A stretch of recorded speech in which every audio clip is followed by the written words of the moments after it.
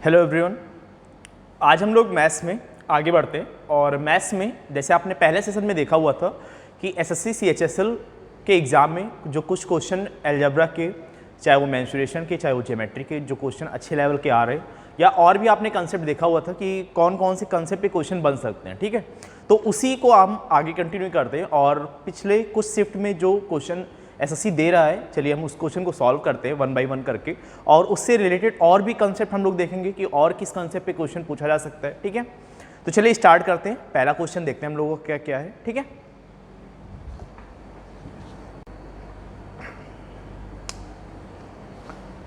तो पहला क्वेश्चन आपके सामने लिखा हुआ है। पहला क्वेश्चन देखिएगा, एक ट्रायंगल से रिलेटेड क्वेश्चन है। मैंने इस पर आपको कंसेप्ट भी बताया हुआ था। इससे रिलेटेड और भी क्या कंसेप्ट हो सकते हैं वो क्वेश्चन भी देखिएगा। आपके सामने एक ट्रायंगल आर एस टी में तीन माध्यिकाएं, तीन मीडियन ड्रॉ की गई हैं, आर ए एस बी और टी सी। ठीक है, एक फिगर बना लेते हैं। एक ट्रायंगल आपके सामने हम बना देते हैं। ट्रायंगल का नाम है R S T, R S T. ठीक है, आर ए एस बी और टी सी तीन मीडियन है। आर ए एस बी और टी सी, ये तीन मीडियन ड्रॉ की गई हैं। मैंने आपको बताया था कि जब भी ऐसा क्वेश्चन आएगा तो इसमें कुछ चीज़ों का ध्यान दीजिएगा कि मीडियन, तीनों मीडियन जिस पॉइंट पर इंटरसेक्ट करती हैं, प्रतिच्छेद करती हैं, वह पॉइंट मान लेते हैं कि यह पॉइंट हमारा ओ है। ठीक है, तीनों मीडियन जिस पॉइंट पर इंटरसेक्ट करती हैं, प्रतिच्छेद करती हैं, वह पॉइंट केंद्रक कहलाता है, सेंट्रॉइड कहलाता है। और सेंट्रॉइड माध्यिका को 2:1 में डिवाइड करता है। आप ये कह सकते हैं कि आर ओ अनुपाते ओ ए बराबर यहाँ पे क्या होगा, 2:1 होगा। उसी प्रकार आप एस ओ अनुपाते ओ बी बराबर 2:1 कह सकते हैं, या टी ओ अनुपाते ओ सी बराबर आप 2:1 कह सकते हैं। अगली बात मैंने आपको बताया था कि तीनों मीडियन को अगर ड्रॉ कर दें तो ये 6 इक्वल पार्ट में इन्हें डिवाइड कर देते हैं। 6 इक्वल पार्ट में इन्हें डिवाइड कर देता है। और इससे रिलेटेड कई क्वेश्चन पूछे गए हैं एग्जाम में। अभी 10+2 का एग्जाम चल रहा है, इससे रिलेटेड कई क्वेश्चन आए हुए हैं अलग अलग टाइप के। ठीक है, हो सकता है आपका ये क्वेश्चन थोड़ा सा चेंज हो सकता है कि ये क्वेश्चन डाटा चेंज हो या कुछ भी चेंज हो सकता है, लेकिन आपको फॉर्मेट पता होना चाहिए किस टाइप के क्वेश्चन आ रहे हैं। ठीक है, चलिए देखिएगा, आपसे पूछ रहा है कि यदि आर एस टी का एरिया 48 है, आर एस टी का एरिया, टोटल एरिया आपको 48 सेंटीमीटर स्क्वायर दिया गया है। आपसे ट्रायंगल एस बी सी का एरिया पूछा गया है। ट्रायंगल एस बी सी, इस जोन का एरिया आपसे पूछा गया है। इस जोन का एरिया आपसे पूछा गया। ठीक है, इस जोन का एरिया आपसे पूछा गया। एस बी सी का एरिया आपसे पूछा गया। तो अब इसमें कुछ चीजें और ध्यान दीजिएगा। हम आपको एक ट्रायंगल और बना रहे हैं, इसको ध्यान से देखिएगा आप लोग। पहले इसमें समझ लीजिएगा कंसेप्ट, उसके बाद आगे बढ़ते हैं। मान लीजिए एक मीडियन मैंने ये ड्रॉ कर दिया। मीडियन कहते किसे हैं, मिड पॉइंट को सामने वाले शीर्ष से मिलाने वाली रेखा मीडियन कहलाती है।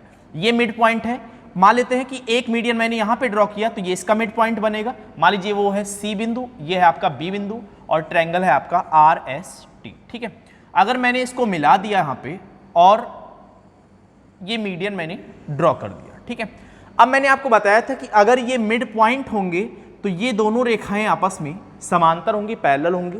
और जब भी ये दोनों रेखाएं समांतर होंगी और ये दोनों मिड पॉइंट होगा तो इनका अनुपात कितना आएगा 1:2 आ जाएगा। अब आप बताइए कि अगर इनके साइड का अनुपात 1:2 है तो क्या हम ये कह सकते हैं कि सिमिलरिटी से इसका एरिया 1 यूनिट होगा और इसका स्क्वायर मतलब 2 का स्क्वायर 4 यूनिट। अगर साइड का रेशियो 1:2 है तो एरिया का अनुपात क्या होगा, स्क्वायर हो जाएगा, 1:4 हो जाएगा। इसका मतलब आप बताइए इस वाले जोन का एरिया 4 है टोटल, इस टोटल जोन का एरिया 4 है। आप बताइए क्या हम यहां पे ये कह सकते हैं, इक्वल पार्ट में डिवाइड करना है आपको, तो क्या हम ये यहां पे कह सकते हैं कि ये पूरा एरिया जो आपका है, इसको हम मिटा देते हैं, एक को हम मिटा देते हैं, हमें बराबर बराबर रखना है, किसी भी प्रकार से आप बराबर रख सकते हो। बस आपको फोकस करना है कि ये बीच वाला एरिया 1 होना चाहिए। अब आप बताइए ये वाला एरिया इतना 1 यूनिट है। ठीक है, ये वाला एरिया इतना 1 यूनिट है। आपको area of S B C बताना है, एस बी सी बताना है, एस बी सी बताना है। तो आप बताइए ये एरिया कितना होगा, 4 होगा। अब आप जानते हो कि 4 में ये और ये इक्वल पार्ट में डिवाइड हो रहा था। उसी प्रकार आप बताइए अगर ये पूरा 4 है तो ये भी पूरा कितना होगा, ये पूरा भी आपका 4 होगा। और उसी प्रकार से ये पूरा कितना होगा आपका, ये पूरा भी आपका 4 होगा। तो 4 में आप देखिए, अगर हम इसको थोड़ी देर के लिए हटा दें, ये वाली लाइन हटा दें, तो आप बताइए ये 2 यूनिट और ये 2 यूनिट इसमें डिवाइड होगा कि नहीं? अगर ये 4 है तो ये भी तो आपका 2 यूनिट और 2 यूनिट 4 में डिवाइड होगा, ये भी आपका 2 यूनिट और 2 यूनिट 4 में डिवाइड होगा। मैंने आपको क्या बताया था, इक्वल इक्वल पार्ट में ये डिवाइड हो जाता है, ठीक है। अब आप बताइए, अगर हम इसको मिला दे रहे हैं तो ये कितना था आपका, एक ही यूनिट तो था। आपको कितने की वैल्यू बताना है टोटल? 3 यूनिट का मान आपको बताना है। टोटल आपको 3 यूनिट की वैल्यू बताना है। और आपको क्वेश्चन में कितने यूनिट की वैल्यू दी गई? आपको area of R S T का मान दिया गया है, मतलब 2, 2, 4, 2, 6, 2, 8, 2, 10 और 2, 12 यूनिट की वैल्यू आपको क्वेश्चन में 48 सेंटीमीटर स्क्वायर दिया गया है। और आपको केवल कितना बताना है? एसबीसी का एरिया, मतलब 2 और 1 3 यूनिट की वैल्यू बताना है। तो अगर 12 को 3 बनाना है तो किससे डिवाइड करोगे? 4 से डिवाइड करोगे। 4 से डिवाइड करोगे 3 मिलेगा, और यहाँ पे 4 से डिवाइड करोगे तो 12 मिल जाएगा। तो इसका मतलब आपको जो एरिया बताना था, एरिया ऑफ एसबीसी, उसका मान कितना आ गया? 12 सेंटीमीटर स्क्वायर इसका मान आ गया, ठीक है। समझ में आ गया। अब यही से एक कंसेप्ट और समझिएगा, मीडियन से रिलेटेड ही कंसेप्ट है आपका, उसको हम समझाते हैं। ये क्वेश्चन आई होप समझ में आ गया होगा। आपको आरएसटी का एरिया 48 दिया गया था, आपसे एसबीसी का एरिया पूछा गया था। तो आपने पहले इस कंसेप्ट से सिमिलरिटी के जरिए आपने कहा कि अगर ये एरिया 1 यूनिट है तो ये एरिया आपका 4 होगा। अगर ये 4 है तो पूरा एरिया कितना रहेगा? 4, 4, 8 और 4। अगर हम इसको भी मिला दें तो 4 इधर, 4 इधर और 4 इधर, 4, 4, 8, 4, 12 यूनिट में डिवाइड होगा। 12 की वैल्यू 48। तो आपको एसबीसी का एरिया बताना था, तो एसबीसी में कितना एरिया आ रहा है? 2 और 1, 3 यूनिट आ रहा है। तो 3 की वैल्यू कितना आ जाएगा? 12 आ जाएगा। दोनों तरफ मैंने 4 से डिवाइड कर दिया हुआ है, ठीक है। अब एक कंसेप्ट यहां से और समझिएगा, उस पर भी क्वेश्चन आ सकता है आपका। कंसेप्ट समझिएगा कौन सा है। जैसे मान लीजिए आपको एक ट्रायंगल दिया हुआ है, एक ट्रायंगल मैंने बना लिया और उसमें ये मीडियन ड्रॉ की गई है, ठीक है। इसमें ये मीडियन ड्रॉ की गई है।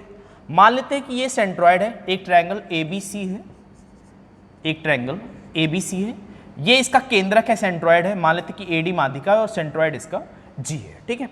अब आपसे कहा गया कि ये इसका मिड पॉइंट है। मान लेते हैं ये इसका मिड पॉइंट है, या आपसे ऐसा भी दे सकता है कि तीनों मीडियन ड्रॉ की जाती है। तीनों मीडियन हमने ड्रॉ कर दिया, ठीक है। ए डी, बी ई और सी एफ, तीनों मीडियन हमने ड्रॉ कर दिया। अब आपसे कहा जाए, ऐसा क्वेश्चन आया भी हुआ है कि ई एफ ए डी को बिंदु सपोज एच पर काटते हैं, ठीक है। ई एफ ए डी को बिंदु एच पर काटते हैं, तो आप बताइए ए एच अनुपाते एच जी अनुपाते जी डी का रेशियो क्या होगा? ये डायरेक्टली कंसेप्ट ही है। ए एच अनुपाते एच जी अनुपाते जी डी का रेशियो क्या होगा? या आपसे किसी भी लेंथ, किसी भी साइड की लंबाई देकर और किसी भी साइड की लंबाई मीडियन के पार्ट में से पूछा जा सकता है, ठीक है। तो इसका रेशियो क्या होता है वो याद रखिएगा जरूर। सब प्रूफ कर देते हैं इसको कैसे आएगा। आप बताइए, अगर ये मीडियन है तो ये क्या होगा? मिड पॉइंट होगा। ये भी आपका मिड पॉइंट होगा। और आप जानते हैं कि ये दोनों रेखाएं आपस में समांतर हो जाएंगी। अगर दोनों रेखाएं समांतर है और यहां से एक लाइन इस प्रकार ड्रॉ की जा रही है, तो ये भी क्या बनेगा? इस लाइन का ये मिड पॉइंट ही तो बन जाएगा। अगर ये मिड पॉइंट है तो आप बताइए ए एच बराबर हो जाएगा एच डी के। ए एच और एच डी ये आपस में बराबर हो जाएगा। अब आप ये जानते हो कि ये जो जी है, हमें पता है कि अगर ये जी सेंट्रॉइड है तो ए जी अनुपाते जी डी बराबर 2:1 होता है। ए जी अनुपाते जी डी बराबर 2:1 होता है। मतलब टोटल लंबाई 3 यूनिट होती है, 2 और 1 3 यूनिट होती है। लेकिन हम इसको 2 से गुणा कर देते थोड़ा कैलकुलेशन आसान करने के लिए, तो आप इसको 4:2 भी बोल सकते हो। 2:1 को आप 4:2 भी बोल सकते हो। इसका मतलब ये पूरी लंबाई अगर आपकी 4 यूनिट है तो ये लंबाई कितनी हो जाएगी? ये आपका 2 यूनिट हो जाएगा। अब आप बताइए, अगर पूरी लंबाई 6 यूनिट है, 4 और 2 6 है, और आपने कहा कि h इसका मिड पॉइंट है, तो AH की लंबाई कितनी होगी? AH की लंबाई आपकी 3 आ जाएगी। और ये जो यहां से A से लेकर G तक की लंबाई आपने कहा 4 है, तो ये कितना बचा? 1 बच गया। तो आप यहां पे से कह सकते हैं कि AH, HG और GD का जो अनुपात होता है वो 3:1:2 होता है। 3:1:2 होता है, ठीक है। समझ में आ गया सभी को? ये कंसेप्ट जरूर याद रखिएगा, इस पर क्वेश्चन बन सकता है, प्रीवियस ईयर में इस पे क्वेश्चन आए हुए हैं, तो और भी क्वेश्चन इस पे बन सकता है। ठीक है, चलिए नेक्स्ट क्वेश्चन देखते हैं हम लोग।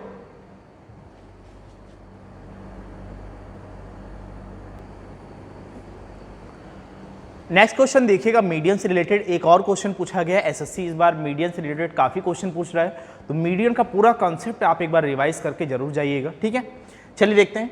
एक त्रिभुज की दो माध्यिकाएं, दो मीडियंस एक दूसरे पर लंबवत है, एक दूसरे पर परपेंडिकुलर हैं, जिनकी लंबाइयां, आपको मीडियंस की लंबाई दी गई है 13 सेंटीमीटर और 9 सेंटीमीटर। आपसे एरिया ऑफ ट्रायंगल आपसे पूछा गया है, चलिए बना लेते हैं। एक आपको ट्रायंगल दिया गया है, ठीक है, एक आपको ट्रायंगल दिया गया है, मान लेते हैं कि ट्रायंगल एबीसी है। ठीक है, नाम दे दीजिए, ट्रायंगल एबीसी है और दो परपेंडिकुलर, सॉरी दो मीडियंस एक दूसरे पर परपेंडिकुलर, दो मीडियंस ड्रॉ कर लेते हैं। ठीक है, चलिए एक मीडियन हमने ये बना लिया और एक मीडियन हमने ये बना लिया। अब आप जानते हैं कि मीडियन जिस पॉइंट पर मिलते हैं ये हमारा केंद्रक होता है, कि मान लेते हैं केंद्रक हमारा जी है। ठीक है, अब आप बताइए, पहली बात तो केंद्रक जिस पॉइंट पर डिवाइड करते हैं, कितने अनुपात में डिवाइड करते हैं? 2:1 में, 2:1 में इसको डिवाइड करते हैं। अब आपको दोनों मीडियंस कह रहा है कि दोनों एक दूसरे पर परपेंडिकुलर हैं, मतलब ये एक दूसरे को 90 डिग्री पर प्रतिच्छेद करते हैं, इंटरसेक्ट करते हैं। ठीक है, अब आपसे कह रहा है दोनों की लंबाइयां 13 सेंटीमीटर और 9 सेंटीमीटर है। ये पूरी लंबाई आपको 13 सेंटीमीटर दी गई है, ये पूरी लंबाई आपको 13 दी गई है, ये पूरी लंबाई आपको 9 दी गई है। तो आप बताइए, अगर 9 को 2:1 में डिवाइड कर दें, तो 2:1 में डिवाइड करेंगे तो ये आपका हो जाएगा 6 सेंटीमीटर और ये आपका हो जाएगा 3 सेंटीमीटर। मैंने 9 को 2:1 में डिवाइड कर दिया, एक पार्ट की लंबाई 6 सेंटीमीटर, एक पार्ट की लंबाई 3 सेंटीमीटर। अगर 13 को हम 2:1 में डिवाइड कर दें तो 2 यूनिट की वैल्यू कितना आएगा? 13 को अगर हम 2:1 में डिवाइड करें तो 2 यूनिट का मान कितना आ जाएगा? 2/3, मतलब 13 दूना 26/3 आ जाएगा। ये लंबाई आपको कितनी मिल गई? 26/3 सेंटीमीटर। अब आपसे पूछ रहा है कि एरिया ऑफ ट्रायंगल बताइए, ट्रायंगल एबीसी का एरिया क्या होगा? तो बहुत आसानी से आप कह सकते हो कि हमें पता है, हमने कंसेप्ट पढ़ा हुआ है कि अगर हम तीनों मीडियन ड्रॉ करते हैं तो ये इक्वल पार्ट में इसको डिवाइड करता है। मतलब अगर ये इस पार्ट का एरिया हमें मिल जाए तो इस पार्ट का एरिया अगर हमें मिल जाए और हम इसका 3 गुना कर दें, क्योंकि 2 एरिया है, 2 एरिया की वैल्यू आप बता सकते हो और 6 एरिया की वैल्यू आपको निकालना है, तो इसका मतलब जस्ट 3 गुना ही तो करना है, क्योंकि आपको ये एरिया तो आसानी से मिल सकता है ना।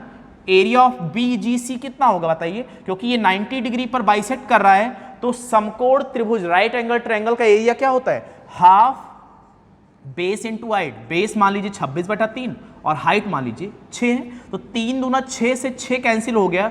एरिया ऑफ BGC, ये BGC का एरिया आपको कितना मिल गया?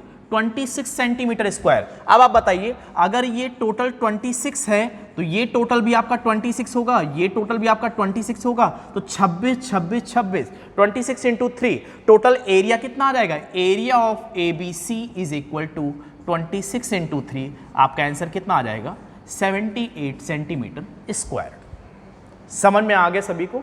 ये क्वेश्चन आ सकता है, ट्रायंगल पर भी आ सकता है, 90 डिग्री पर बाइसेक्ट कर रहा है, ऐसा भी क्वेश्चन आ सकता है। ठीक है, चलिए आगे बढ़ते हैं, नेक्स्ट क्वेश्चन की ओर देखते हैं।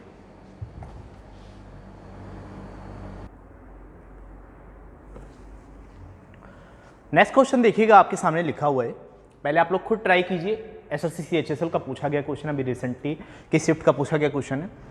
एक ट्रायंगल ABC में D और E क्रमशः AB और AC पर 2 बिंदुएं हैं। एक ट्रायंगल हम बना लेते हैं,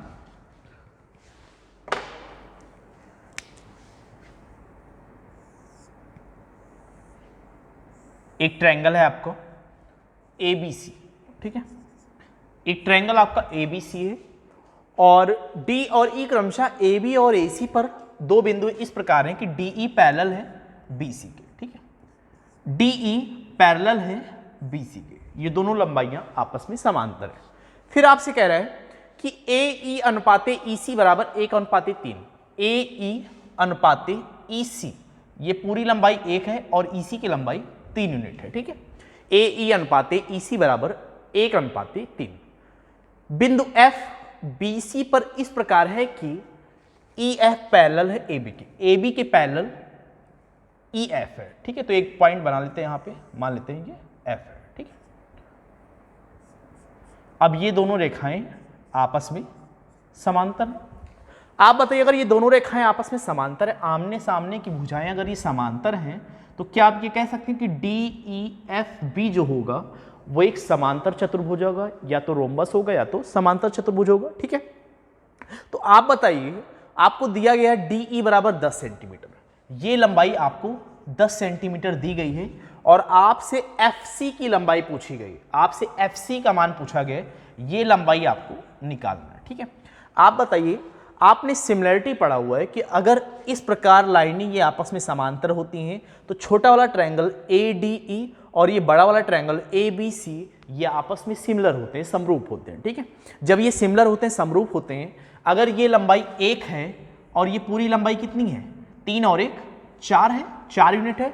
अगर साइडों का अनुपात 1:4 है तो क्या आप ये कह सकते हो कि DE और BC का भी अनुपात कितना होना चाहिए, 1 यूनिट ये होना चाहिए और ये पूरा आपका होना चाहिए 4 यूनिट होना चाहिए। ठीक है, ये पूरा 4 यूनिट होना चाहिए। आप बताइए, अगर ये 1 यूनिट है तो इसका मतलब ये भी आपका 1 यूनिट होना चाहिए। अगर ये पूरा 4 है, 4 में से आपने 1 निकाल दिया तो ये कितना बचा, 3 यूनिट बचा ना, 3 यूनिट आपको ये बचा। ठीक है, अब आप बताइए, अगर ये 1 है और 1 यूनिट की वैल्यू आपने कहा कि ये 10 है तो ये भी कितना होगा, 10 होगा, यहां से लेकर यहां तक 10 सेंटीमीटर होगा। तो अगर 1 की वैल्यू 10 है तो 3 की वैल्यू कितना आ जाएगा, 30 सेंटीमीटर। ये आपका प्रूफ हो गया। CF की लंबाई जो आएगा वो आपका कितना आ जाएगा, 30 सेंटीमीटर।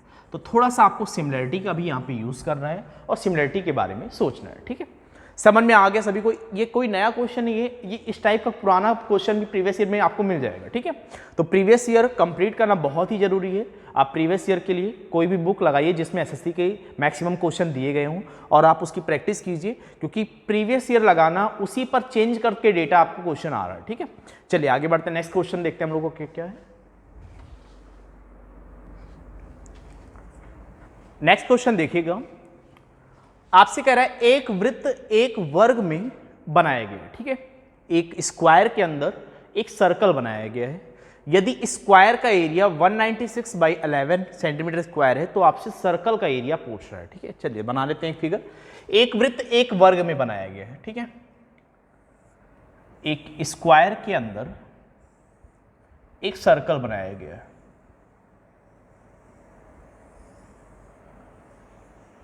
ठीक है, आपको दिया गया वर्ग का क्षेत्रफल 196/11 है। ठीक है, इसका एरिया अगर मान लेते कि साइड A है तो इसका एरिया कितना हो जाएगा, A² और इसकी वैल्यू कितनी दी गई, 196/11। तो आप बताइए A का मान कितना आ जाएगा, 14 डिवाइडेड बाई √11 आ जाएगा। ठीक है, 14 डिवाइडेड बाई √11 आ जाएगा। अब आप बताइए, अगर ये A है, हम मान लेते कि सर्कल का सेंटर ये है और हमने यहां पे इसको मिला दिया। ठीक है, तो आप बताइए, अगर हम सर्कल की रेडियस को R मान लें तो ये R होगा इतना और ये R होगा। तो आप ये क्या कह सकते हो कि ये जो 2R की लंबाई है ये A के बराबर होगा। 2R की जो लंबाई है ये A के बराबर होगा। तो R की लंबाई क्या हो जाएगा, साइड का आधा हो जाएगा। ठीक है, साइड का आधा। A की वैल्यू आपको पता है 14/√11, तो A की वैल्यू रख दीजिए क्योंकि आपको सर्कल का एरिया बताना है, तो R की वैल्यू आपको जरूरी है चाहिए। ठीक है, तो आप बताइए A की जगह पे अगर हम 14/√11 रख दें, ठीक है, ये A की वैल्यू हो गया /2 कर दें, तो R की वैल्यू कितना आ जाएगा, 7 टाइम चला जाएगा। R की वैल्यू आपको मिल जाएगा 7/√11। जब आपको रेडियस मिल गया और आपको एरिया चाहिए तो एरिया आप आसानी से निकाल सकते हो। क्या होता है एरिया, 22/7 πr² होता है, पाई का मान 22/7 r²। R की वैल्यू कितना है, 7/√11, तो 7/√11 इंटू 7/√11। ठीक है, तो यहां से आपका 7 से 7 कैंसिल हो जाएगा, आपको क्या मिलेगा 22 × 7 और नीचे √11 इंटू √11 कितना हो जाएगा 11। 11 से ये जाएगा 2 बार और 2 सत्ते 14, 14। सर्कल का एरिया कितना आ जाएगा 14 सेंटीमीटर स्क्वायर, ये आपका आ गया सर्कल का एरिया। इसी से रिलेटेड एक कॉन्सेप्ट यहाँ पे और देखिएगा, जो सेमी सर्कल के अंदर स्क्वायर दिया रहता है उसका कैसे निकाला जाएगा, उसका मैक्सिमम एरिया पूछा जाता है, तो उसका डायरेक्टली कॉन्सेप्ट याद कर लीजिए या फॉर्मूला हम प्रूफ करवा देते हैं कि कैसे आएगा। ठीक है, जैसे मान लीजिए आपको दिया गया हो एक सेमी सर्कल है, ठीक है, एक अर्धवृत्त है और आपसे कहा जाए कि इसका रेडियस आपको दिया गया हो, उसका रेडियस सपोज मान लीजिए इसका रेडियस आपको r दिया गया, फॉर्मूला ही बना लेते हैं हम लोग, ठीक है। इसका रेडियस r दिया गया हो, आपसे कहा जाए कि इसमें बनाए जा सकने वाले सबसे बड़े वर्ग, सबसे बड़े स्क्वायर का एरिया बताइए, साइड बताइए, डायगोनल बताइए, क्या होगा, कुछ भी पूछा जा सकता है। लेकिन जब आपको स्क्वायर की साइड पता चल जाएगी तो आपको एरिया भी पता चल जाएगा। चलिए हम बना लेते हैं। यहाँ पे एक स्क्वायर मैक्सिमम साइज का जो बनेगा वो आपका एकदम बीचों बीच में रहेगा, ठीक है। एक हमने ये स्क्वायर बना लिया, ठीक है। हमने स्क्वायर की साइड को मान लिया ए है, हमने स्क्वायर की साइड को मान लिया ए है, चारों साइडें बराबर होती हैं, ठीक है, ठीक है। ये क्या होगा आप बताइए, अगर ये पूरा स्क्वायर है तो ये जो बिंदु स्थित होगा ये बिल्कुल स्क्वायर के मिड पर होगा, क्योंकि मैक्सिमम साइज का बनाएंगे आप तो ये स्थिति उत्पन्न होती है, ठीक है। अगर ये पूरा ए है तो ये आधा कितना हो जाएगा, a/2 हो जाएगा। आप बताइए, आपने कहा ये रेडियस r है तो ये लंबाई पूरा r ही तो है, ये रेडियस आपका पूरा r ही तो है। आप जानते कि स्क्वायर का ये एंगल आपका 90 डिग्री होगा। अब यहां से आप कह सकते हैं कि पाइथागोरस कॉन्सेप्ट का यूज अगर हम करें तो r का स्क्वायर बराबर होगा a का स्क्वायर प्लस a/2 का होल स्क्वायर, ठीक है। तो यहां पर आपको मिल जाएगा r square is equal to a square plus a square by 4, मतलब 4a square and a square 5a square by 4, ये r स्क्वायर की वैल्यू आई, ठीक है। तो आप बताइए, क्योंकि आपको a की वैल्यू निकालना है r के रिस्पेक्ट में, ठीक है। तो आप बताइए एक स्क्वायर की वैल्यू क्या आ जाएगा, a स्क्वायर का मान आ जाएगा 4 ऊपर चला जाएगा, 5 नीचे आ जाएगा, 4/5 r स्क्वायर। तो a स्क्वायर की वैल्यू आ गया, ये आ गया, तो a का मान कितना आएगा, a की वैल्यू दोनों तरफ स्क्वायर रूट लगा देंगे तो ये मिल जाएगा 2/√5 इंटू r। ये रिलेशन होता है स्क्वायर और रेडियस के बीच में। लेकिन जब ये क्वेश्चन आएगा कि सेमी सर्कल के अंदर बनाए जा सकने वाले सबसे बड़े स्क्वायर की लेंथ बताइए, तो आप डायरेक्टली, अगर आपको रेडियस दिया गया है तो इस फॉर्मूले का यूज कर सकते हैं, a is equal to 2/√5 r होता है, ठीक है। अगर स्क्वायर का एरिया पूछेगा तो एरिया का स्क्वायर आप डायरेक्टली निकाल सकते हैं कि साइड a माना है तो a स्क्वायर की वैल्यू कितना आ जाएगा, 4/5 r स्क्वायर, ठीक है। समझ में आ गया। और भी ये देखेंगे, जैसे जैसे क्वेश्चन आता रहेगा वैसे वैसे हम क्वेश्चन कराते रहेंगे, कंसेप्ट भी आपको साथ साथ बताते रहेंगे, ठीक है। चलिए आगे बढ़ते हैं, नेक्स्ट क्वेश्चन की ओर आते हैं।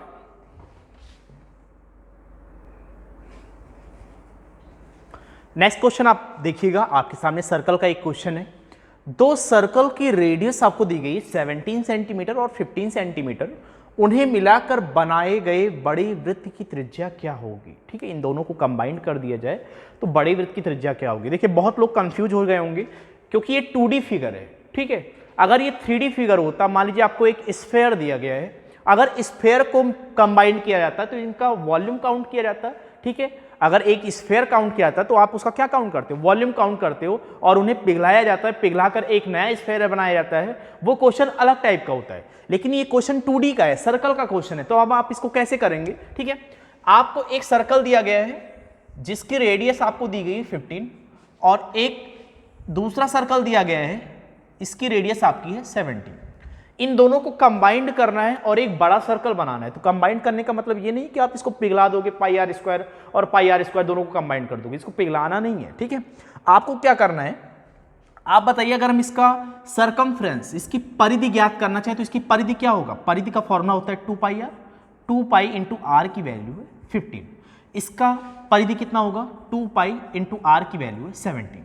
तो इसकी टोटल लंबाई जो आएगी, आप कह सकते हैं कि इसकी टोटल लंबाई 30π और इसकी टोटल लंबाई कितनी होगी, 34π, ठीक है। अगर मैंने, मान लीजिए मैंने यहां से इसको कट कर दिया और इसको मैंने फैला दिया, तो आप कहेंगे ये पूरा मैंने फैला दिया और ये पूरा कितना है आपका, इसकी पूरी लंबाई जो है वो 30π है।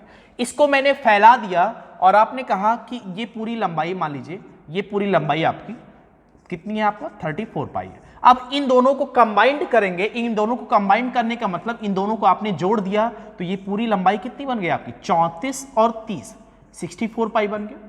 ये पूरी लंबाई आपकी 64π बन गई। अब इसी को बेंड करके आपको एक सर्कल बनाना है, ठीक है। इसी को आपको एक सर्कल बनाना है जिसकी परिधि कितनी है, 64π। मैंने मान लिया कि इन दोनों को परिधियों को मैंने कंबाइंड कर दिया और एक मैंने सर्कल बना दिया। इसकी जो परिधि है मतलब 2π, मान लेते कैपिटल R इसकी रेडियस है, 2πr का मान कितना है 64 पाई। पाई से पाई कैंसिल हो गया, ठीक है, 2 से r बराबर कितना आ जाएगा 32।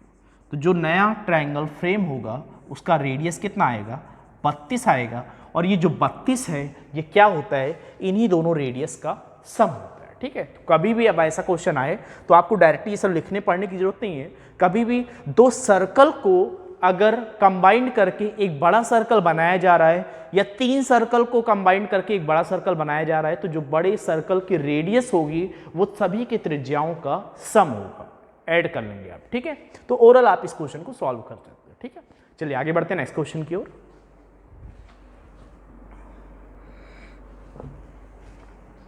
नेक्स्ट क्वेश्चन देखिएगा, 15 तारीख के लास्ट शिफ्ट का क्वेश्चन है, ये पूछा गया क्वेश्चन है, ठीक है, ट्रिगो का क्वेश्चन है। देखिएगा क्या दिया गया, आपको दिया गया tan theta plus cot theta is equal to 4। जैसे ही आपके सामने मिला कि tan theta plus cot theta is equal to 4 दिया गया है, तो आप यहां पे समझ जाइएगा कि यहां पर वैल्यू पुटिंग नहीं लगाया जा सकता, ठीक है। जहां भी जिस क्वेश्चन में आपको रेंज दिया गया होता है, जैसे मान लीजिए आपको कहा गया थीटा की वैल्यू जो है वो 0 से बड़ी और 90 से छोटी है, तो इन टाइप के मैक्सिमम क्वेश्चन में वैल्यू पुटिंग आप ट्राई कर सकते हो, ठीक है। जहां पे आपको रेंज दिया जाए तो वहां पर मैक्सिमम जो एसएससी क्वेश्चन बनाता है वो या तो 30 डिग्री पे सेट किया होता है या तो वो 60 डिग्री पर क्वेश्चन सेट किया होता है। आपको प्रीवियस ईयर में 2018 के पीडीएफ में, 2019 के पीडीएफ में आपको अलग अलग टाइप के क्वेश्चन मिल जाएंगे जिसमें वैल्यू पुटिंग आप 30 और 60 पे मैक्सिमम क्वेश्चन आपके सॉल्व हो जाएंगे, ठीक है। लेकिन ये क्वेश्चन वैल्यू पुटिंग का नहीं है, ठीक है। तो चलिए इसको सॉल्व करते हैं, देखते हैं हम लोग। आपको दिया गया tan theta plus cot theta is equal to 4। असल में ये अलजेब्रा टाइप का क्वेश्चन फ्रेम हुआ है, ठीक है। आप देखिए, अगर हम यहां पे इसको चेंज करना चाहें तो आप इसको लिख सकते हो कि tan theta plus cot theta को आप क्या लिख सकते हो 1/tan theta is equal to 4 आप लिख सकते हो, ठीक है। अब आप बताइए, अगर हम थोड़ी देर के लिए tan थीटा को मान लें a से प्रेजेंट करते हैं तो आप कहेंगे कि a plus 1/a is equal to आपको 4 दिया गया है। और यहां पर आप बताइए, आप इसको क्या लिख सकते हो a square plus 1/a square लिख सकते हो। रेशियो आप बताइए यहां पर क्या दिया गया 2 कॉसेक स्क्वायर थीटा को आप tan या कॉट के टर्म में अगर चेंज करेंगे तो आपने एक फॉर्मूला पढ़ा होगा, cosec square theta minus cot square theta is equal to 1 होता है। तो कॉसेक स्क्वायर थीटा को अगर कॉट में चेंज करेंगे तो आप क्या लिखेंगे 1 प्लस कॉट स्क्वायर थीटा, ठीक है। Cosec square theta minus cot square theta is equal to 1 होता है, तो कॉट स्क्वायर थीटा उस साइड में जाएगा, वो प्लस हो जाएगा। उसी प्रकार सेक को आप tan में चेंज कीजिए तो आपने फॉर्मूला पढ़ा होगा, sec square theta minus tan square theta is equal to 1। तो सेक स्क्वायर थीटा को आप क्या लिख सकते हैं 1 प्लस tan स्क्वायर थीटा, ठीक है, माइनस 4। ये मिल गया आपको, ठीक है। tan और कॉट में आपने चेंज कर दिया। अब आप बताइए, अगर a plus 1/a is equal to 4 है तो a square plus 1/a square is equal to कितना होगा 4 का स्क्वायर 16 माइनस 2 14, ठीक है। रेशियो इसका मान तो इस साइड में मिल गया इंटीजर के रूप में, अगले बार देखते हैं कि इसका मान क्या आएगा, ठीक है। तो आप बताइए, यहां पर एक 2 बाहर है आपका 2, इन दोनों का आपस में अंदर गुणा कर लेते हैं तो क्या मिलेगा 1 इंटू 1 1 प्लस 1 का गुणा होगा tan स्क्वायर थीटा के साथ, फिर कॉट स्क्वायर थीटा का गुणा होगा इसके साथ, और फिर कॉट स्क्वायर थीटा और tan स्क्वायर थीटा का गुणा होगा, आपस में गुणा होकर ये कैंसिल हो जाएंगे, 1 बन जाएगा, और इसके बाद क्या है -4, ठीक है। ये मिल गया आपको।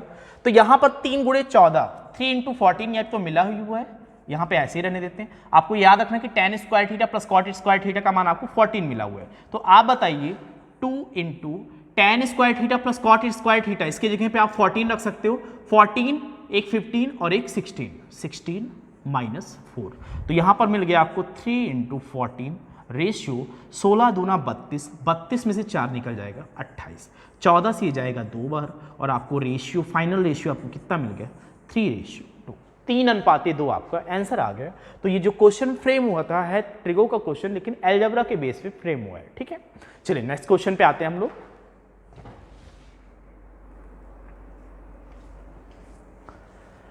नेक्स्ट क्वेश्चन देखिएगा, आपके सामने एक क्वेश्चन आया हुआ है आइसोसेलेस ट्रायंगल का। एक समद्विबाहु की तीसरी भुजा समान भुजाओं से 30 सेंटीमीटर कम है, ठीक है। एक आइसोसेलेस ट्रायंगल बना लेते हैं, एक आइसोसेलेस हम ट्रायंगल बना लेते हैं, ठीक है। और मान लेते हैं कि इसकी समान भुजा जो है वो a है, तो जो तीसरी भुजा होगी वो समान भुजाओं से 30 सेंटीमीटर कम होगा, a माइनस 30 हो जाएगा, ठीक है। अब आपको दिया गया है कि इसका पेरीमीटर 3.6 मीटर में है और वो 30 सेंटीमीटर भी, ये आपका सेंटीमीटर में मैंने माना हुआ है।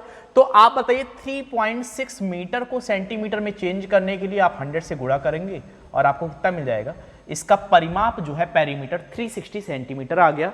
तो आप इन तीनों का सम रख दीजिए 360, a plus a minus 30 is equal to 360। तो 3a 30 को उधर ट्रांसफर करेंगे, ये हो जाएगा 390 और a की वैल्यू आ जाएगा 130। ठीक है, a का मान आपको मिल गया 130, ये 30 कम हो जाएगा, इसका मतलब कितना हो जाएगा, ये पूरा 100। ठीक है, 130 और 100 का आपके पास एक ट्रायंगल मिल गया। अब आपको बताना है इसका एरिया, इसका एरिया आपको बताना है। तो एरिया आप निकाल लीजिए, चाहे आप फॉर्मूले से निकाल लीजिए, आइसोसेलेस ट्रायंगल का फॉर्मूला भी देख लीजिएगा। अगर मान लीजिए ये साइड ए है, ये ए है और ये बी है, और इसका एरिया आपको बताना है, तो इसका एरिया होता है b/4 और रूट के अंदर 4a² माइनस b²। ये आइसोसेलेस ट्रायंगल का एरिया होता है जो कि हीरोस फॉर्मूला के द्वारा हम निकालते हैं। ठीक है, फिलहाल आपको जब साइड पता है तो डायरेक्टली आप निकाल लीजिए, कोई दिक्कत नहीं है यहाँ पे। ठीक है, तो निकाल लेते हैं हीरोस फॉर्मूला से। आपको आइसोसेलेस ट्रायंगल से एरिया से भी निकाल सकते हो, आप हीरोस फॉर्मूला से भी निकाल सकते हो। ठीक है, तो हीरोस फॉर्मूला क्या होता है, हीरोस फॉर्मूला होता है s minus a, s minus b, s minus c। ये किस पे रहता है, अंडर रूट के अंदर, जहां पे s क्या है, s बराबर है सेमी पेरीमीटर। ठीक है, s बराबर है सेमी पेरीमीटर, अर्ध परिमाप। ठीक है, तो आप बताइए अर्ध परिमाप इसका कितना आ जाएगा। अगर पेरीमीटर इसका आपको दिया गया है 360 है, तो s की वैल्यू आ जाएगा 180। तो इसका मतलब अंडर रूट 180 इंटू 180 में से 130 घटाएंगे 50, 180 में से 130 घटाएंगे 50 और 180 में से 100 घटाएंगे 80।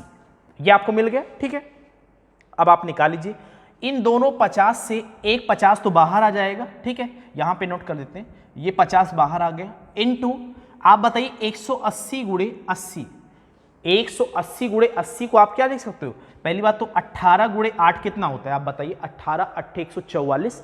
144 से बाहर कितना आएगा 12 और 2 जीरो है, 2 जीरो से 1 जीरो बाहर आ जाएगा। इसका एरिया कितना आ जाएगा 12 25 60 और 2 जीरो 6000 सेंटीमीटर स्क्वायर इस ट्रायंगल का एरिया आ गया। ठीक है, 6000 सेंटीमीटर स्क्वायर इस ट्रायंगल का एरिया आ गया। आप इससे भी निकाल सकते थे, जो मैंने आपको फॉर्मूला लिखवाया हुआ था। फॉर्मूला क्या था, b/4 मतलब 100/4 अंडर रूट 4 इंटू a² 130 का स्क्वायर माइनस b² की वैल्यू कितना है 100 स्क्वायर। ठीक है, ये लिखवाया था मैंने। ठीक है, तो आप इससे भी निकाल सकते हो, कितनी बार जाएगा 25 बार निकल जाएगा। ठीक है, आप बताइए ये कितना आ जाएगा, 130 का स्क्वायर आपको मिल जाएगा। 130 करोगे आप तो थोड़ा सा लेंदी हो जाएगा, आप क्या करते हैं ऐसा लिख लेते हैं 130 गुणे 130 माइनस 100 गुणे 100 कर लेते हैं। ठीक है, अब आप बताइए यहां से 100 कॉमन कर सकते हो आप, थोड़ा सा इजी हो जाएगा आपके लिए। तो 100 जब आप कॉमन करोगे तो बताइए कि क्या बचेगा, यहाँ पे 13 गुणे 13 बच जाएगा, क्योंकि आपने 100 तो कॉमन कर लिया हुआ है। तो 13 13 में 169, 4 गुणे 169 हो जाएगा, माइनस 100 आपने कैंसिल कॉमन कर लिया हुआ है। ठीक है, अब इस 100 से 10 बाहर आ जाएगा, बाहर बन गया आपका 250। ठीक है, अब यहाँ पे इसी को सॉल्व कर लेना है आपको। तो 169 गुणे 4 कितना होता है आप बताइए, 4 भी आप कॉमन कर सकते हो, 4 आप कॉमन करोगे तो क्या बचेगा 175 माइनस 25। ठीक है, अब आपको क्या मिल जाएगा, ऊपर लिख देते हैं यहाँ पे। आप इससे भी सॉल्व कर सकते हो, लेकिन थोड़ा आप देख रहे हैं लेंदी बन जा रहा है। ठीक है, तो कोई भी तरीका आप लगा सकते हो। यहाँ पे आपको मिल गया 250 गुणे 4 से कितना बाहर आ जाएगा 2 गुणे आप बताइए 169 माइनस 125 144 होता है, 144 से बाहर कितना आएगा 12। ठीक है, तो 12 दूना 24, 250 गुणे 24 आप कर लीजिए, आपको आंसर मिल जाएगा, कितना मिलेगा 6000 सेंटीमीटर स्क्वायर। ठीक है, 24 शून्य 24 पंचे 120, 120 का जीरो हासिल 12, 24 दूनी 48 12 60, 6000 तब भी आ जाएगा। आप चाहे फॉर्मूले का यूज कीजिए और चाहे विदाउट फॉर्मूला आप हीरोस फॉर्मूला से लगा लीजिए, दोनों ही तरीके से सेम आंसर आएगा। ठीक है, समझ में आ गया। चलिए आगे बढ़ते हैं नेक्स्ट क्वेश्चन की ओर।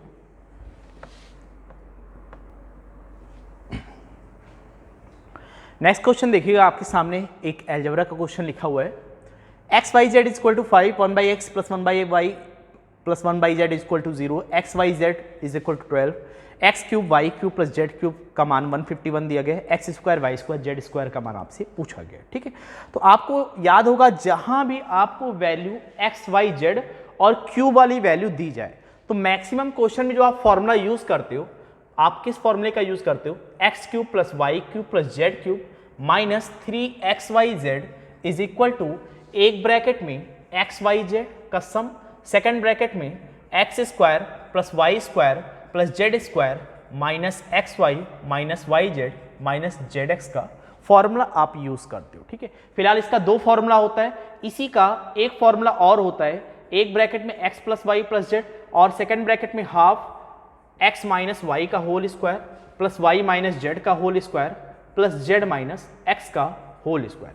ये भी एक फॉर्मूला होता है, इस पर भी क्वेश्चन आ चुका है प्रीवियस ईयर में और आगे आने वाले शिफ्ट में भी इस पर क्वेश्चन आ सकता है। ठीक है, तो ये फॉर्मूला भी नोट कर लीजिएगा आप लोग।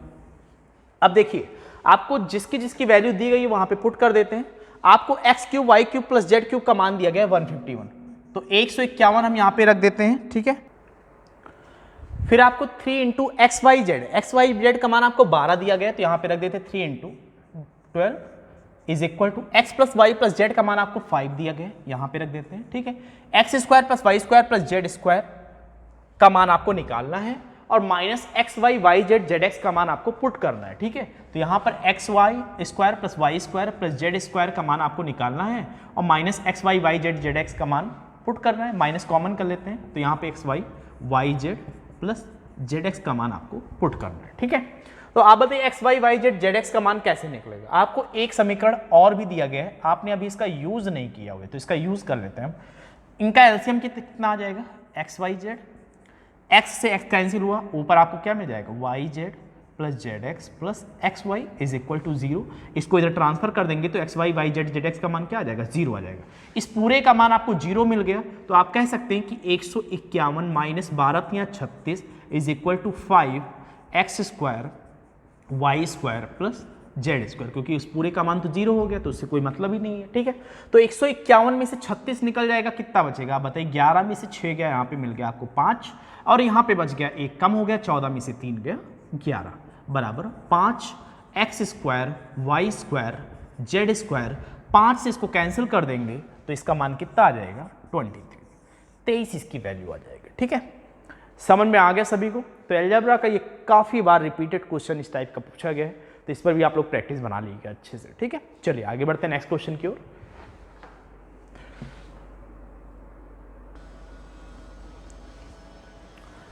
नेक्स्ट क्वेश्चन देखिएगा, आपके सामने एक ट्रिको का क्वेश्चन है। इस टाइप का एसएससी काफी क्वेश्चन पूछता है, तो देखते हैं किस प्रकार लगेगा ये क्वेश्चन। ठीक है, देखिए आपको दिया गया sine A is equal to 0.5। 0.5 मतलब क्या होता है, 1/2। ठीक है, फिर आपको ए का रेंज दिया गया कि जो ए का रेंज है वो 45 से बड़ा होना चाहिए और 540 से छोटा होना चाहिए। ठीक है, 45 से बड़ा होना चाहिए, 540 से छोटा होना चाहिए। अब ए के बहुत सारे मान पॉसिबल हो सकते हैं। ठीक है, ए का बहुत सारा मान होगा, कोई एक का एक वैल्यू निश्चित नहीं होगा, बहुत सारे मान पॉसिबल होंगे। अब आपको ये चेक करना है कि ऑप्शन में दिया क्या गया है, वो डिपेंड करेगा कि ऑप्शन में। ठीक है, चलिए हम लोग सॉल्व कर लेते हैं, एक आध दो मान निकाल लेते हैं। तो आप बताइए, आप जानते हैं कि साइन ए का मान अगर 1/2 है तो ए का मान कौन कौन सा पॉसिबल हो सकता है। सबसे छोटा मान ए का कितना आएगा, 30 डिग्री आएगा। साइन 30 का मान 1/2 होता है। अब आप बताइए, लेकिन आपको 30 आप ले नहीं सकते क्योंकि आपको 30 से ऊपर चाहिए, आपको वैल्यू ए का कितना चाहिए, 45 से ऊपर चाहिए।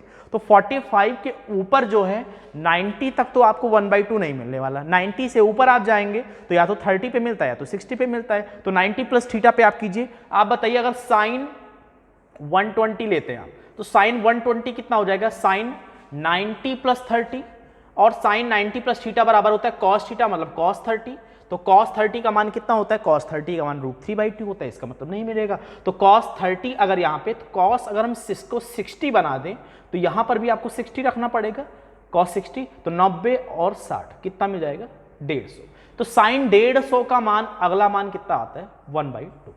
तो साइन 150, ए की वैल्यू क्या रख सकते हो आप, ए का मान आप 150 रख सकते हो। तो ए का मान जब आप यहाँ पे 150 रखोगे तो 150/3 कितना आ जाएगा, इसका मान 50 डिग्री आ जाएगा। जो आपसे पूछा गया उसकी वैल्यू कितनी आ जाएगी, 50 डिग्री आ जाएगी। और भी ऊपर बढ़ते जाएंगे और भी मान आते रहेंगे, ऐसा कोई निश्चित नहीं है, ठीक है। अब जैसे मान लीजिए हो सकता है जब आप थर्ड क्वाड्रेंट में जाए, क्योंकि आप जानते हैं कि सेकंड क्वाड्रेंट में आपका साइन पॉजिटिव होता है, थर्ड क्वाड्रेंट में आपका टेन पॉजिटिव होता है और फोर्थ क्वाड्रेंट में आपका कॉस पॉजिटिव होता है, ठीक है। इसके पहले वाली वीडियो में मैंने आपको बताया हुआ था। तो हो सकता है कि अगला वैल्यू आपको माइनस में मिल रहा हो, फिर प्लस में मिल रहा हो, ऐसा बहुत सारा हो सकता है, ठीक है। तो कोई निश्चित नहीं है। अगर आपको यहाँ पे दिया होता कि ए की वैल्यू 0 से लेकर 540 के बीच में है तो आपका ए बराबर 30 डिग्री भी पॉसिबल होता है, ठीक है। लेकिन वो डिपेंड करता है कि आपको ऑप्शन क्या दिया गया है, क्योंकि ऑप्शन में एक ही मैच करेगा आपका, ठीक है। चलिए आगे बढ़ते हैं, नेक्स्ट क्वेश्चन की ओर हम लोग आते हैं।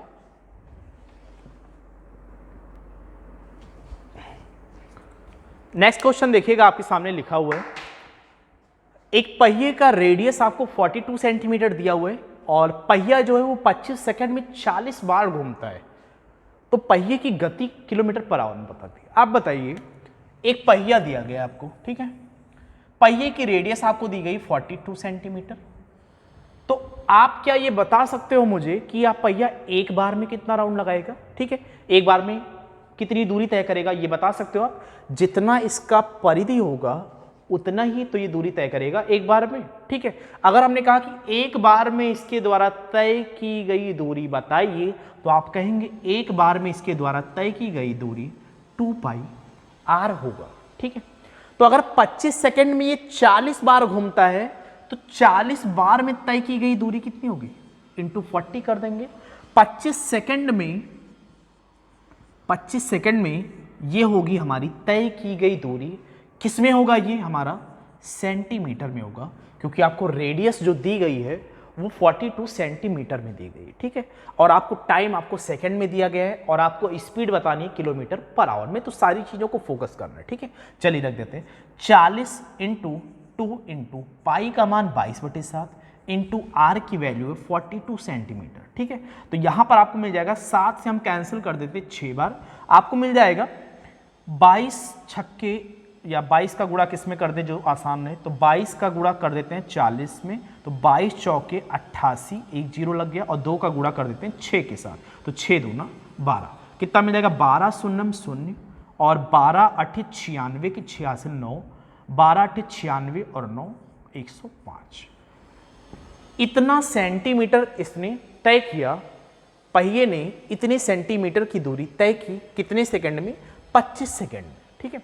तो आप बताइए, अगर 25 सेकंड में इसने 10,560 सेंटीमीटर ट्रेवल किया हुआ है, अगर हमने इसको 100 से डिवाइड किया तो ये आपका किस में बन गया, मीटर में बन गया, ठीक है। ये आपका चेंज हो गया मीटर में, ठीक है। अब आप बताइए, इतने सेकंड में इतना मीटर, तो चाल क्या होता है, चाल बराबर होता है, स्पीड बराबर होता है दूरी बटे समय। दूरी है आपकी 10,560 बटे समय है, सॉरी 100, ये हो गया दूरी, समय है आपका 25, ये मीटर पर सेकंड में आया। मीटर पर सेकंड को किलोमीटर पर आवर बनाने के लिए आप गुणा किससे करते हो, 18/5 से आप गुणा करते हो। तो आप सॉल्व कर लेते हैं, 0 से आपका 0 कैंसिल हो गया यहाँ पे, ठीक है। और क्या कैंसिल हो जाएगा, और तो गुणा भाग होगा नहीं, आपको पूरा कैलकुलेट करना पड़ेगा, ठीक है। चलिए, ये 10 नीचे आ जाएगा, 5 से भी नहीं कैंसिल कर सकते हो आप, तो कुल मिलाकर आप केवल 2 से कैंसिल कर सकते हो उसको। 2 से आप इसको कैंसिल करोगे, 2 पंचे 10 और ये जाएगा 28 बार, ठीक है, और यहाँ पर 5 बार, तो 50 25 नीचे आ जाएगा, 18 गुणे आपका जो फाइनल आंसर आएगा वो 528 गुणे 18 आपका ऊपर रहेगा, और नीचे क्या रहेगा, 25 पंचे 125 पंचे 625, ये आपका आंसर आएगा किलोमीटर पर आवर में, ठीक है। 528 गुणे 18 बटे 625 किलोमीटर पर आवर में आपका आंसर आएगा। अब वो ऑप्शन पे डिपेंड करता है कि ऑप्शन किस रूप में दिया गया है, ठीक है, फ्रैक्शन में दिया गया है कि डायरेक्टली P/Q के फॉर्म में दिया गया है, ठीक है। चलिए आगे बढ़ते हैं, नेक्स्ट क्वेश्चन पे हम लोग आते हैं। नेक्स्ट क्वेश्चन देखिएगा, आपके सामने लिखा हुआ है, एक ट्रायंगल ABC में भुजा BC को D तक बढ़ाया गया है, एक्सटेंड किया गया है। एक ट्रायंगल ABC में भुजा BC को मान लेते हैं D तक, इस प्रकार यहाँ पे बढ़ाया गया है, ठीक है। अब आपसे कह रहा है कि एंगल B का अंतः और एंगल C का बाह्य कोण समद्विभाजक, इसका अंतः कोण समद्विभाजक और इसका एक्सटर्नल एंगल बाइसेक्टर ये E पर मिल रहे हैं, ठीक है। ये दोनों बराबर है और इसमें ये दोनों एंगल आपके बराबर है, ठीक है। फिर क्या कह रहे हैं, पहली बात तो कंसेप्ट समझ लीजिए कि जब भी इसका इंटरनल एंगल बाइसेक्टर और इसका एक्सटर्नल एंगल बाइसेक्टर मिलते हैं तो अगर ये एंगल थीटा होता है तो ये एंगल आपका कितना होता है, 2 थीटा होता है।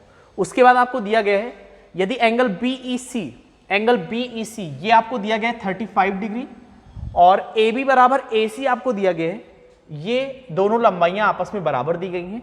एंगल ABC के बारे में पूछा गया है, आपसे ये पूरा एंगल आपको बताना है। अब आप बताइए अगर ये 35 है तो ये एंगल कितना हो जाएगा, 70 डिग्री हो जाएगा।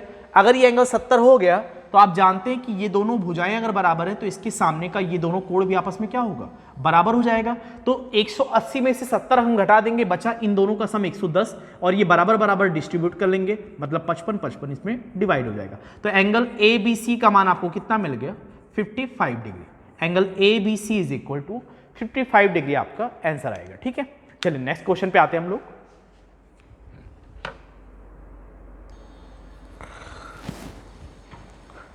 नेक्स्ट क्वेश्चन देखिएगा, आपके सामने लिखा हुआ है, नंबर सिस्टम का क्वेश्चन है, डिविजिबिलिटी रूल का क्वेश्चन है।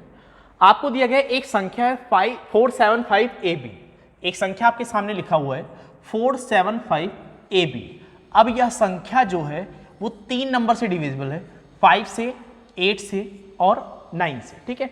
आपको सभी का डिविजिबिलिटी रूल पता ही होगा। 5 का डिविजिबिलिटी क्या होता है कि 5 का डिविजिबिलिटी इकाई का अंक या तो 0 हो या तो 5 हो तो पूरी संख्या 5 से कटेगी। 8 का डिविजिबिलिटी क्या होता है, संख्याओं का अगर अंतिम 3 अंक 8 से कट रहा है तो पूरी संख्या 8 से डिवाइड होगी। 9 का डिविजिबिलिटी क्या होता है, यदि संख्याओं के अंकों का योग 9 से कट रहा है तो पूरी संख्या आपकी 9 से डिवाइड होगी। आप बताइए अगर यह संख्या 5 से कट रहा है तो इसका मतलब B का केवल 2 ही मान हो सकता है, या तो 0 या तो 5, तभी ये 5 से कटेगा, ठीक है।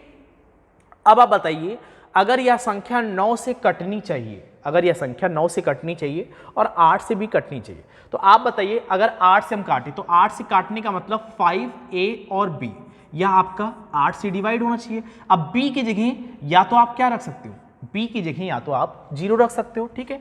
B की जगह आपने 0 रखा हुआ है तो A की जगह पे आपका कौन कौन सा मान आएगा, पहले हम ये निकाल लेते हैं, ठीक है। तो जब आप इसको 9 से भी डायरेक्टली कट करके देख सकते हो। आप बताइए अगर हम यहाँ पे 9 लगा दें, चलिए पहले 9 ही का लगा देते हैं, तो 9 लगाएंगे तो आप बताइए A का मान क्या आएगा।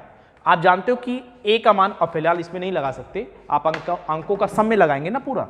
अगर मान लीजिए हमने B बराबर थोड़ी देर के लिए केवल 0 रखा तो A का मान बताइए क्या आएगा। अब यह पूरी संख्या 9 से कटनी चाहिए, 9 से कटने का मतलब अंकों का सम 9 से कटना चाहिए। तो 7, 5, 12, 4, 16, 16 में 0 जोड़ेंगे 16। अब A का मान क्या रखे ताकि पूरा सम 9 से कट जाए, तो आप कहेंगे A का मान यहाँ पे क्या पॉसिबल होगा, 2। A का मान क्या आएगा, 2 आएगा, ठीक है। अब आप बताइए अगर हम थोड़ी देर के लिए सपोज B का मान 5 रख दें, अगर हम B का मान यहाँ पे 5 रखते हैं तब बताइए A का मान क्या आएगा। अगर हम B का मान हमने 5 रख दिया तब आपसे पूछे A का मान बताइए क्या आएगा, तो आप कहेंगे A का मान रखने के लिए हमें 9 का डिविजिबिलिटी निकालना होगा। तो क्या हो जाएगा, 7, 4, 11, 5, 16, 16, 5, 21, 21 में क्या जोड़ें ताकि यह 9 से कट जाए, तो आप कहेंगे 21 में अगर हम 9 से कटना चाहिए तो 9 3 27 बना दें, तो 21 में हम क्या जोड़ दें, 6 जोड़ दें। तो आप बताइए 7, 4, 11, 5, 16, 16, 5, 21, 6, 27, 27 अब 9 से कट जाएगा, इसका मतलब A का मान क्या रखना पड़ेगा, 6 रखना पड़ेगा। अब आपने इन दोनों का डिविजिबिलिटी तो लगा दिया कि अगर आपने B बराबर 0 रखा तो A बराबर 2 होना चाहिए और B बराबर आपने 5 रखा तो A बराबर 6 होना चाहिए।